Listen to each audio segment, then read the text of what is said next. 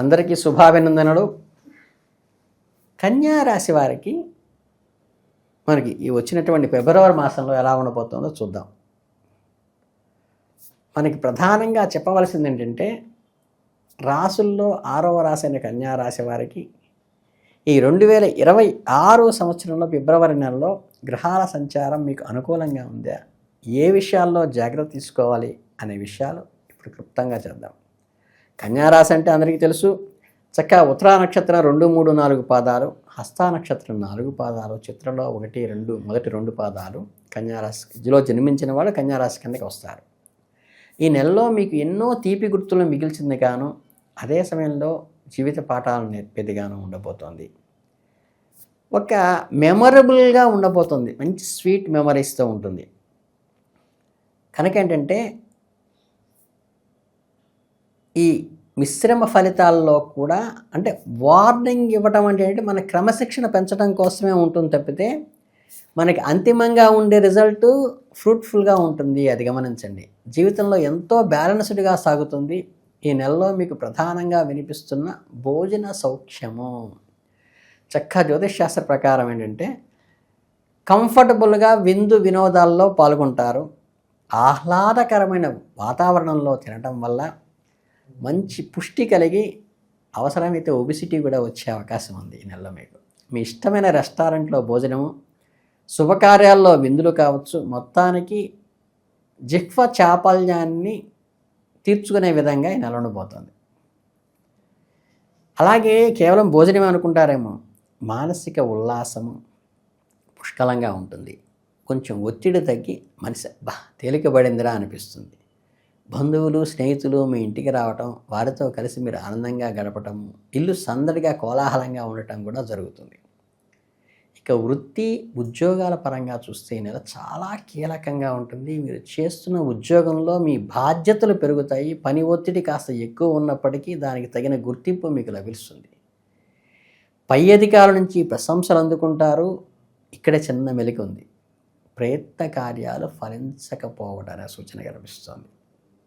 అంటే చాలా ఆశతోనూ ఎంతో కష్టపడి ఒక పని ప్రారంభిస్తారు, అది 90% పూర్తవుతుంది. కానీ ఆఖరి నిమిషంలో చిన్న ఆటంకం వచ్చి ఒక్క మార్క్ వచ్చింటే ర్యాంక్ వచ్చేదే అన్నట్లుగా ఉంటుంది. మీకు కావలసిన లోన్ శాంక్షన్ అవ్వడం ఆలస్యం కావచ్చు.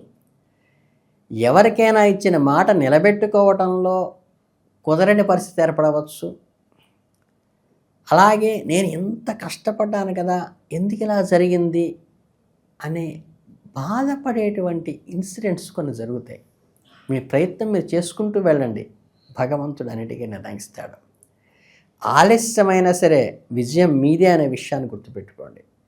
వ్యాపారస్తుల విషయానికి వస్తే ఈ నెల చాలా సజావుగా సాగిపోతుంది. గతంలోని నష్టాలు ఏమైనా ఉంటే అవి మొత్తం పూడుకుంటాయి. కొత్త కస్టమర్లు వస్తారు. ధన ఆదాయం పెరిగినట్లుగా అనిపిస్తుంది. సుఖమందు జీవనము గడుపుట అనేది మీకు రాసిపెట్టినది. ఈ మాసంలో మీ అవసరాలకు, కోరికలకు డబ్బు లోటు లేకుండా లేదు అనుకునే టయానికి అప్పటికప్పుడు అది సమకూరుతుంది.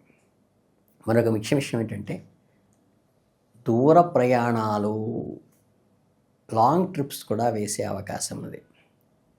కనుక మీ ప్రయాణాలు ప్లాన్ చేసుకోకుండా కలిగేటువంటి హఠాత్తుగా ఆఫీసులో పని మీద అర్జెంటుగా అప్పటికప్పుడు తయారయ్యేటువంటి ప్రయాణాలు కూడా వస్తాయి. అవి దూర ప్రయాణాలే ఉంటాయి. దీనివల్ల అలసట, ఒక రకమైన మీకు నిస్సత్తువ లాంటివి ఏర్పడే అవకాశం ఉన్నది. ఎప్పుడు కూడా వాటర్ బాటిల్ దగ్గర పెట్టుకోండి. చక్కగా నిరంతరం మీరు హెల్తీగా ఉండటానికి చక్కగా ఫ్రూట్స్ కానీ, ఈ బ్యాలెన్స్డ్ డైట్ అంటే సమీకృత ఆహారం తీసుకోవటం కూడా మీకు చాలా అవసరం. ఇక కుటుంబ విషయాలకు వస్తే బంధుమిత్రుల రాకతో ఇటు కలకల్లాడుతుంది. ఈ సంవత్సరం 7వ స్థానంలో శని సంచరించటం వల్ల మీ మాటకు వారు అపార్థం చేసుకోవటము, ఈ స్పౌస్ కానీ, లైఫ్ పార్ట్నర్ కానీ, లేకపోతే బిజినెస్ పార్ట్నర్ కానీ వీళ్ళతో కొంచెం వివాదాస్పదమైనటువంటిది క్రియేట్ అయ్యి దాని నుంచి జాగ్రత్తగా బయటికి రావాల్సిన అవసరం ఉంటుంది. చివరికి సానుకూలంగానే ముగుస్తాయి కాబట్టి భయపడవలసిన అవసరం అయితే ఏం లేదు. ఉద్యోగులకు, ముఖ్యంగా ప్రభుత్వ ఉద్యోగులకు లేదా ప్రైవేట్ సెక్టార్లో పనిచేసే వారికి మీకు మీ సబ్జెక్టు మారే అవకాశం ఉంది. ఇది కొంచెం బాధ కలిగించినా భవిష్యత్తులో మంచి ఫలితాలకి ఇది నాంది అవుతుంది. మీ పని మీరు చేసుకుంటూ పోతే విజయం మీదే. మహిళా ఉద్యోగులకు చాలా ప్రత్యేకం. ఆఫీసులో ఒక ఐడెంటిటీ వస్తుంది. ఈ సమయంలో ఇంటి బాధ్యతలు కూడా కొంచెం బరువు పెరుగుతాయి.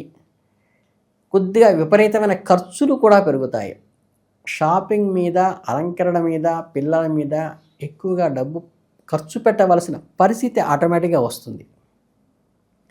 కొంచెం ధైర్యంతో కూడిన పనుల్లో విజయం లాభిస్తుంది. రిస్క్ తీసుకుని చేసే పనులు మీకు లాభాలను తెచ్చిపెడతాయి. కనుక ఏంటంటే మనసును చంచలం కాకుండా, అంటే వేవరింగ్ మైండ్ లేకుండా ఒక స్టెబర్న్గా ఉంటూ నేర్చుకోండి. అన్నెసరీ డిస్ప్యూట్స్కి దూరంగా ఉండండి. మీకు మీరుగా సెల్ఫ్ మోటివేషన్ చేసుకుని ముందుకు వెళ్ళటం చాలా ఉపయోగం. ఈ నెలలో ఎదుర్కొనే చిన్న చిన్న సమస్యలు, అడ్డంకులు అధిగమించేసి మానసిక ప్రశాంతత కోసం కొన్ని పరిహారాలు తప్పనిసరిగా దైవానుగ్రహం చేయవలసి రావచ్చు. కన్యారాశి వారికి అధిపతి బుధుడు కాబట్టి బుధవారం నాడు బుధునికి పచ్చని పూలతో, ఆకుపచ్చని, అలాగే పెసలు నానబెట్టి ఇవ్వటం కానీ, పచ్చ పెసలు పిల్లలకి చదువులో తెలివితేటలు పెరగడానికి కూడా అది ఉపయోగపడుతుంది. శుక్రవారం పూట అంటే లక్ష్మీదేవికి జ్ఞానస్వరూపిణిగా భావించి సరస్వతి, లక్ష్మీ, వినాయకుడు ఉన్నటువంటి మూర్తిని పటానికి అర్చన చేసి ముగ్గురికి అష్టోత్తరాలు చదువుకోవటం వల్ల కూడా ఈ 3 విఘ్నాలకి, ఆదాయానికి, మేధస్సుకి సంబంధించి మీకు అనుకూలమైన ఫలితాలు కలిగే అవకాశం ఉంది. అలాగే మీకు ఈ శని ప్రభావం తగ్గటానికి చక్కగా ఏంటంటే ఈ రెమెడీస్ కంటే కూడా ఎవరైతే వికలాంగులు, నిరుపేదలు ఎవరైతే ఉంటారో, శని దోష కారణంగా సఫర్ అయ్యేవాళ్ళు, వాళ్ళకి మీరు ఇంత దానం చేస్తే, వాళ్ళకి నీడ్ఫుల్గా ఉన్నది మీరు పెట్టడం వల్ల అది అక్కడ తృప్తి పడతాడు ఆయన భగవానుడు. పడి మీకు అపమృత్యు దోషాల నుండి తొలగిపోయి ఆయురారోగ్య ఐశ్వర్యాలు ఆయనే కలిగిస్తాడు. అంటే మొత్తం ఇది 2026 ఫిబ్రవరి నెలలో ఏంటంటే సవాళ్ళు విసురుతున్నట్టుగా ఉంటుంది. అంతిమంగా గుడ్ క్లోజింగ్ ఉంటుంది. దైవ ప్రార్థనలో ముందుకు సాగితే ఆటోమేటిక్గా దైవ ప్రార్థనతో చాలా పాజిటివ్గా, చాలా పర్ఫెక్ట్గా వస్తుంది. అది లేకపోతే కొంచెం క్లమ్జీగాను, అలజడిగాను, నిరంతరం ఒక రకమైన వేవరింగ్లో ఉండి ఎండింగ్ బాగుంటుంది. అది గమనించుకోండి. కనుక ఏంటంటే మీ ఫిబ్రవరి మాసంలో ఇంతకన్నా పెద్దగా పాటించవలసిన నియమాలు ఏమీ లేవు. ఈ చిన్న చిన్న స్తోత్రాలు, జపాలు చేసుకుంటే మీకు నెల అద్భుతంగా అవుతుంది అని తెలియజేసుకుంటూ శుభాభినందనలతో జై హింద్.